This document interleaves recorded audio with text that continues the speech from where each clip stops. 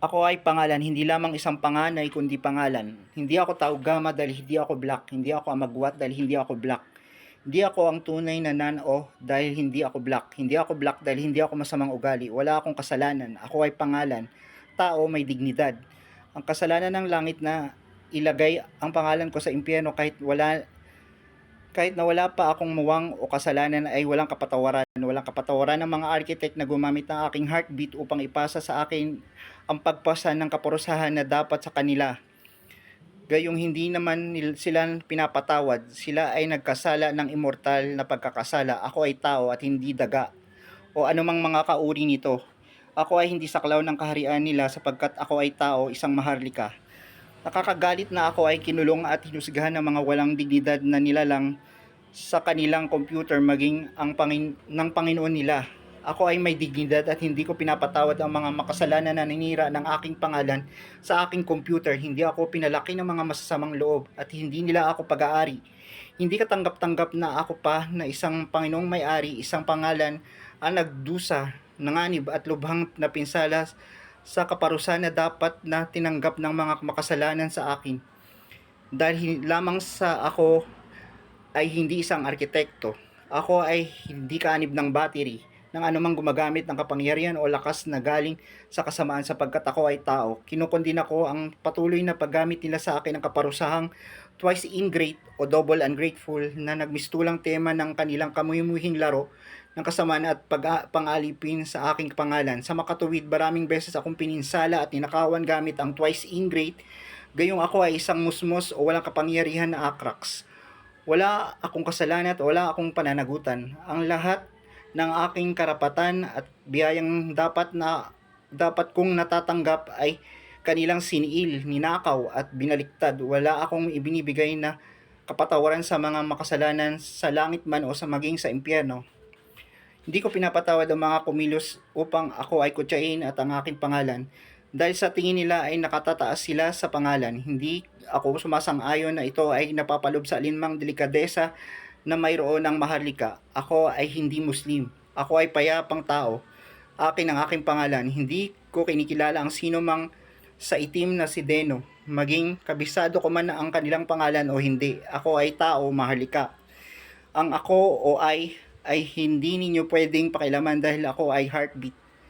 Ang heartbeat ay hindi basta lamang heartbeat kundi isang emperador. Kaya ako ay pangalan. Hindi pinapatawad ang lumapastangan sa akin pangalan bilang ako o ay.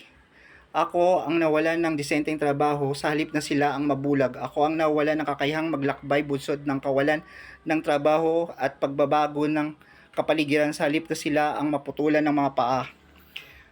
Ako ang nagkasakit at nakaririnig ng mga mura at panghihiya sa halip na ako ay gawing hari at nang sa ganun ay maging ganap na forgiver o emperador. Ako ay nanatiling walang kasalanan bilang isang Panginoong may-ari. Ako ang pinahirapan nila upang matumbasan ang sama ng loob nila sa pamamagitan sadyang pagpapalit ng sama ng loob sa kanilang konsensya na dapat naging lakas ko upang ako ay tangkilikin sa kanilang baliktad na paraan. Baliktad na ang naturang proseso dahil ako ay pangalan. Ako dapat ang nagbibigay ng pagpapala sa aking mga kakampi o ang kakampi ng pangalan ay hindi sinusukat ng nino man. Ako ay hindi isang tauhan o sa isang palaro sa computer na maaaring pagtrabahuin ng walang bayad at pagkatapos ay kunin o ipamigay ang mga entitlement, medalya o kapangyarihan na sa tunay na paglalarong makasalanan. Ipa Ako ay hindi isang tauhan sa isang palaro sa computer na maaring pagtrabahuin ng walang bayad at pagkatapos ay kunin o pamigay ang aking mga entitlement, medalya o kapangyarihan sa mga tunay na naglalarong makasalanan maging ang pampabait ng hari. Ako ay tao. May dignidad ako at may lakas na karapatan. May likas na karapatan bilang isang taong isinilang at dinala ng isang ina.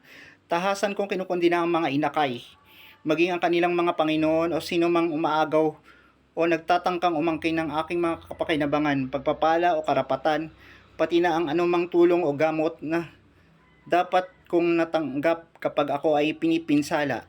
tama, sadya akong pinipinsala upang mapunta sa kanila, makuha nila ang mga kapakinabangang dapat na sa akin.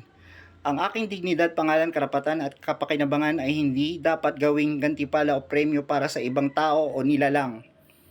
Tinatawag ko ang pansin ng lahat ng totoong marangal at tuwid mag-isip na ako ay tulungan upang ako ay mapanagutan. Wala mang child ang nagpapasya, ako pa rin not child ang napinsala.